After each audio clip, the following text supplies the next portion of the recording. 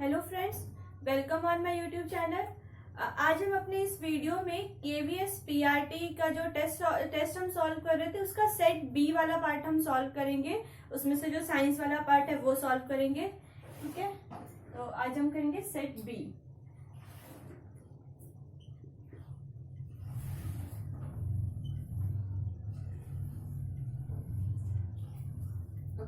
तो इसका first question देखते हैं हम। 91 से शुरू है साइंस।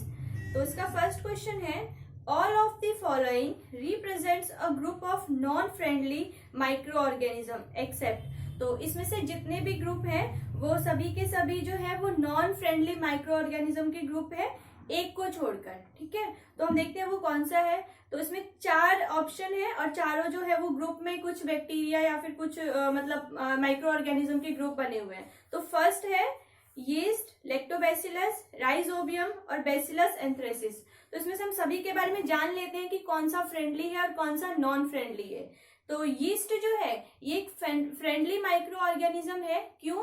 क्योंकि आपको पता होगा यीस्ट पाउडर आप यूज भी करते होंगे घर में। जैसे कि अगर हम कुकिंग में बहुत सारी चीजें ऐसी होती है जिसमें यीस्ट पाउडर डलता है, जैसे कि भटूरे बनाने के लिए, इडली बनाने के लिए हम मतलब उसका जो फर्मेंटेशन की वजह से फर्मेंटेशन हो इसलिए हम यीस्ट डालते हैं। ठीक है, यीस्ट पाउडर डालते हैं। तो ये एक फ्रेंडली माइक्रो ऑर्गेनिज्म है और इसके अलावा भी इसके बहुत सारे यूजेस हैं। इसका कमर्शियल वैल्यू भी काफी ज्यादा है, मतलब कि शुगर को ये अल्कोहल में चेंज करता है और बेकिंग इंडस्ट्री में भी इसका काफी ज्यादा यूज होता है, जैसे केक बनाने के लिए और इन सब चीजों में इनका यूज होता है। नेक्स्ट है लैक्टोबैसिलस। लैक्टोबैसिलस क्या है?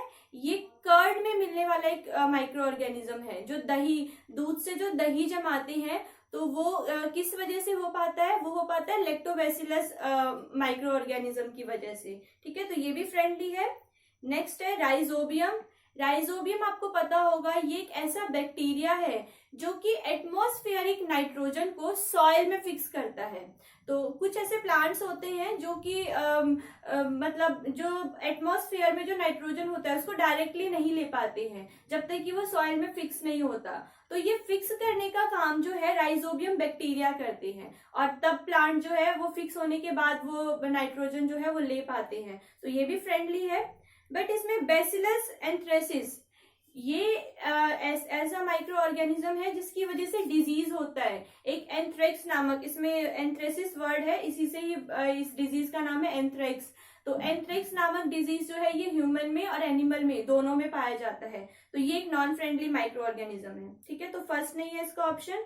नेक्स्ट है सेकेंड ऑप्शन है, इसमें भी देखो यीस्ट दे रखा है, मलेरियल पैरासाइट, लैक्टोबैसिलस और राइजोबियम, जिसमें से हमने यीस्ट, लैक्टोबैसिलस और राइजोबियम को डिस्कस कर लिया है।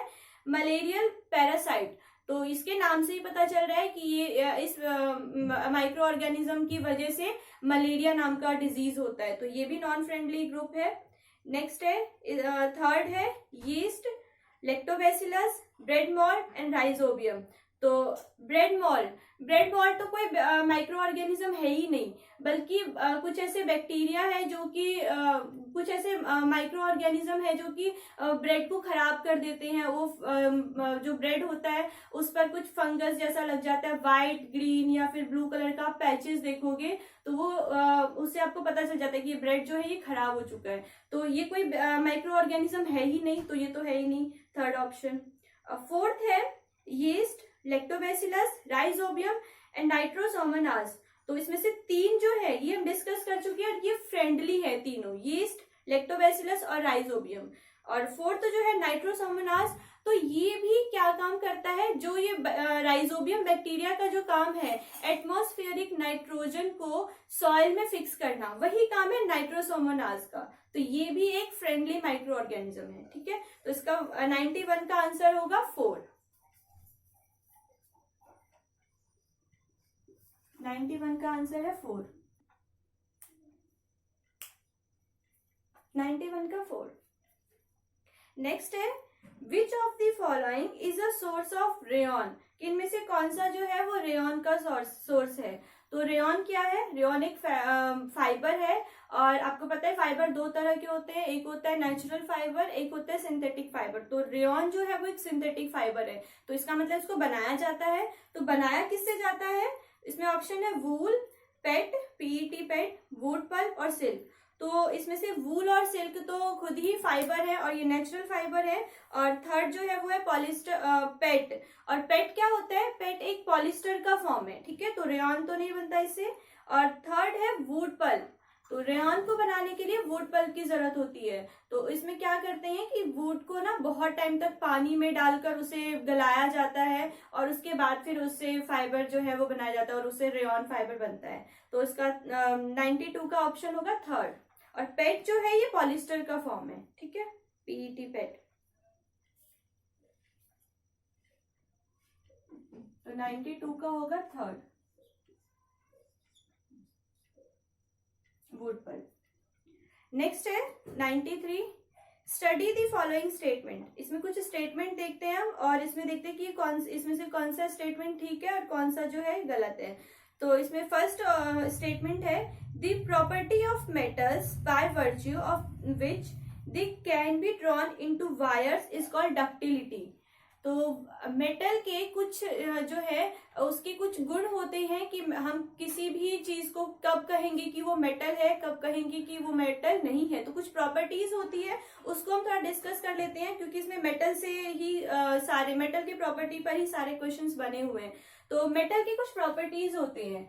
मेटल जो है, आपको पता है कि मेटल आप देखते हो जैसे कि गोल्ड होता है या सिल्वर है या फिर आयरन, ये सब मेटल है। तो हम इसे क्यों कहते हैं मेटल है? क्योंकि इसमें कुछ इसके गुण होते हैं। एक होता है मैल्योबिलिटी, जिसकी वजह से मेटल को एक थिन शीट में चेंज किया जाता है, ठीक है।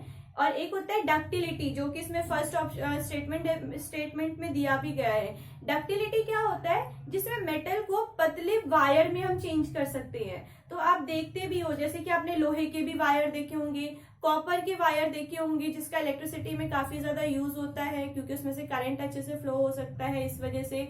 और जैसे आप देखते हो कि गोल्ड के आप लोग इयर रिंग्स और बैंगल्स वगैरह देखते हो, तो वो क्यों बन पाते हैं? क्योंकि उसकी प्रॉपर्टी ही है कि वो थिन शीट में चेंज हो सकता है, मैल्लेबिलिटी प्रॉपर्टी, और डक्टिलिटी की वो वायर में चेंज हो सकता है, पतले वायर में। तो इसका फर्स्ट ऑप्शन जो है वो ठीक है कि डक्टिलिटी प्रॉपर्टी क्या होती है, इसमें हम मेटल को पतले वायर में चेंज कर सकते हैं, ठीक है। और मेलेबिलिटी क्या होती है, उसको हम थिन शीट में चेंज कर सकते हैं। तो नेक्स्ट है बी स्टेटमेंट है metals are good conductor of electricity but poor conductor of heat. देखो मेटल जो है मेलेबिलिटी और डक्टिलिटी के साथ साथ ये गुड कंडक्टर ऑफ इलेक्ट्रिसिटी भी होता है, बट ये गुड कंडक्टर ऑफ हीट भी होता है। इसमें दे रखा है पुअर कंडक्टर ऑफ हीट, तो ये हीट का भी अच्छा कंडक्टर होता है। आप इसके डेली लाइफ में काफी एग्जांपल्स देख सकते हो। तो जैसे कि घर में खाना बनता है तो उसमें जो बर्तन होते हैं वो किस चीज के बर्तन होते हैं? वो मेटल के बर्तन होते हैं। ऐसा तो नहीं होता कि लकड़ी के बर्तन होते हैं, वो या तो स्टील का या फिर आप एल्यूमिनियम का या फिर आयरन का, इनके ही वो बर्तन होते हैं जिसमें कि खाना बनाया जाता है। तो उसमें क्यों बन पाता है? क्योंकि करंट जो हीट जो है वो उसमें से कंडक्ट हो सकती है, वो ट्रांसफर हो सकती है, ठीक है, इस वजह से। तो ये हीट के अच्छे कंडक्टर होते हैं, ठीक है। और इलेक्ट्रिसिटी के भी अच्छे कंडक्टर होते हैं। इसमें से इलेक्ट्रिसिटी भी फ्लो हो सकती है और हीट जो है वो भी ट्रांसफर हो सकता है, ठीक है। सी है articles made of metals produce ringing sound when struck hard. जो मेटल है अगर आप उसको हिट करते हो, उसको आप अगर मतलब दो अगर मेटल को आप एक साथ उसे मतलब उसको बजाने की कोशिश करते हो तो उसमें से एक रिंगिंग साउंड प्रोड्यूस होती है और इस चीज को हम बोलते हैं सोनोरस, ठीक है। तो जैसे कि मंदिर में आप जैसे कि घंटी बजाते हो, ठीक है, वो घंटी जो है वो भी मेटल की होती है और इसी वजह से वो साउंड जो है वो प्रोड्यूस हो पाती है। अब वैसे भी देख सकते हो जैसे कि अगर आयरन है या फिर स्टील है, अब बर्तन ही देखते हो, अगर बर्तन जो है वो आपस में टकरा जाते हैं तो उसमें से साउंड प्रोड्यूस होती है, तो वो एक ना वाइब्रेटिंग साउंड होती है और उसी चीज को हम सोनोरस बोलते हैं, ठीक है। तो ये गुण होता है रिंगिंग साउंड का, जो प्रॉपर्टी है ये मेटल के अंदर होता है, नॉन मेटल में ये नहीं होता, ठीक है। तो सी ऑप्शन ठीक है। और फिर है नेक्स्ट है oxides of non metals and metals are acidic in nature. कि अगर हम नॉन मेटल को और मेटल को, इन दोनों को अगर हम ऑक्सीजन के साथ रिएक्शन करवाएंगे तो वो एसिडिक नेचर में होगा? बिल्कुल नहीं, दोनों के दोनों एसिडिक नेचर में नहीं होंगे। अगर किसी भी मेटल को और नॉन मेटल को अगर हम ऑक्सीजन के साथ रिएक्शन करवाते हैं तो जो नॉन मेटल है वो एसिडिक नेचर में होगा और जो मेटल है वो बेसिक नेचर में होगा, तो दोनों तो एसिडिक में नहीं होगा। तो डी ऑप्शन, डी स्टेटमेंट जो है ये गलत है। ई है, नेक्स्ट है, a less reactive metal replace a more reactive metal from its salt solution in water, कि जो लेस रिएक्टिव मेटल होता है वो रिप्लेस कर देता है मोर रिएक्टिव मेटल को। बिल्कुल गलत है। क्यों? क्योंकि जो मोर रिएक्टिव होते हैं, ऐसा मेटल जो कि ज्यादा रिएक्शन करता है, उसकी रिएक्टिविटी हाई होती है, वो रिप्लेस करेगा मतलब जो कि लेस रिएक्टिव होंगी, लेस रिएक्टिव वाला नहीं कर पाएगा। ठीक है, तो ये ऑप्शन गलत है। क्योंकि देखो, जैसे एक मैं आपको एक एग्जांपल भी देती हूँ, जैसे कि मान लो कॉपर सल्फेट है, कॉपर सल्फेट, और इसमें अगर हम इसका इसको जिंक के साथ हम अगर इसका रिएक्शन करवाते हैं तो क्या फॉर्म होगा? ये फॉर्म होगा जिंक सल्फेट, और इसमें से कॉपर जो है वो अलग हो जाएगा। क्यों? क्योंकि जिंक जो है वो ज्यादा रिएक्टिव है, तो इसने कॉपर को अलग कर दिया। ठीक है, तो जिंक ज्यादा रिएक्टिव है तो इसने लेस रिएक्टिव को अलग कर दिया। अगर हम ऐसे करते कि जिंक सल्फेट में अगर हम कॉपर जो है वो ऐड करते, तो क्या ऐसा होता कि ये कॉपर सल्फेट बन जाता और जिंक अलग हो जाता? नहीं, ये यही रहता है, इसमें कुछ रिएक्शन ही नहीं होता। क्यों? क्योंकि जिंक जो है वो ज्यादा रिएक्टिव है, तो ये जो लेस रिएक्टिव है उसे अलग कर देगा। ठीक है, तो जो मोर रिएक्टिव होते हैं वो लेस रिएक्टिव को रिप्लेस करते हैं, लेस रिएक्टिव वाला मोर रिएक्टिव को रिप्लेस नहीं करता है। तो ई ऑप्शन जो है, ई स्टेटमेंट जो है ये गलत है। तो इसमें से सही कौन कौन सा था? ए, जिसमें हमने पढ़ा था डक्टिलिटी प्रॉपर्टी, और सी, जिसमें हमने पढ़ा था सोनरस, रिंगिंग साउंड प्रोड्यूस होती है। तो ए और सी ऑप्शन ठीक है, स्टेटमेंट ठीक है और बाकी गलत है। तो इसमें फर्स्ट ऑप्शन में दे रखा है ए एंड सी, तो ये वाला ठीक होगा, फर्स्ट 93 का फर्स्ट।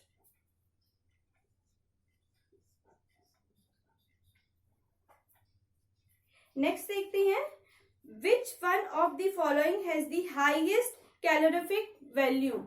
तो कैलोरीफिक वैल्यू क्या होती है? सबसे पहले तो ये समझना है और फिर उसके बाद देखना है कि किसकी ज्यादा होती है, सबसे ज्यादा किसकी होती है, जो इसमें ऑप्शन दे रखे हैं उसमें से। तो कैलोरीफिक वैल्यू क्या होती है?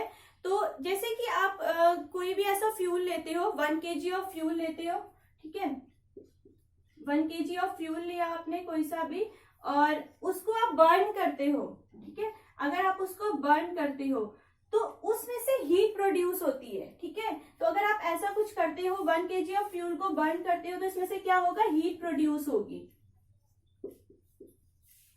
तो हमें पूछा है, और इसी चीज को हम बोलते हैं कैलोरीफिक वैल्यू, कि कितना हीट प्रोड्यूस होगा। तो हमें इसमें से बताना है कि हाईएस्ट जो है वो किस में होगा, सबसे ज्यादा हीट प्रोड्यूस किस में होगा। तो इसमें ऑप्शन है kerosene, biogas, LPG and petrol. तो इसमें इसका सही ऑप्शन है एलपीजी, थर्ड इसका ऑप्शन होगा। एलपीजी की सबसे ज्यादा कैलोरीफिक वैल्यू होती है, जो ऑप्शन दे रखे हैं उनमें से। ठीक है, तो 94 का होगा थर्ड।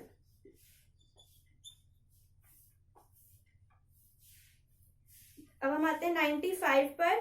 तो इसमें है the correct combination of terms which reference to an animal cell is. इसमें से कौन सा जो है वो एनिमल सेल के लिए दे रखा है? इसमें चार ऑप्शन दे रखे हैं, तो कौन कौन से ऐसे हैं जो कि एनिमल सेल में, मतलब एनिमल सेल में होता है। ठीक है, तो फर्स्ट है cell wall, cell membrane, nucleus and plastid. Second option है cell wall, nucleus, ribosome and chromosome. Third है cell membrane, mitochondria, ribosome and chromosome. Fourth है cell membrane, ribosome, mitochondria and chloroplast. तो देखो, सेल वॉल किस में होता है? Cell wall तो एनिमल सेल में होता ही नहीं है, हमने पढ़ा था लास्ट वीडियो में भी, मैंने उसमें बताया होगा सेल के बारे में, तो उसमें भी मैंने डिस्कस किया था। और अगर आपको सेल के बारे में पढ़ना है तो मैंने अपने चैनल पर सेल को बहुत अच्छे से डिस्कस किया है, तो आप उसे समझ सकते हो सेल के बारे में। ठीक है, तो सेल वॉल जो है ये प्लांट सेल में होता है, एनिमल सेल में नहीं होता है। ठीक है, तो फर्स्ट ऑप्शन में cell wall, cell membrane, nucleus और प्लास्टिड दे रखा है, तो फर्स्ट ऑप्शन तो पहले ही गलत हो गया क्योंकि सेल वॉल नहीं होता।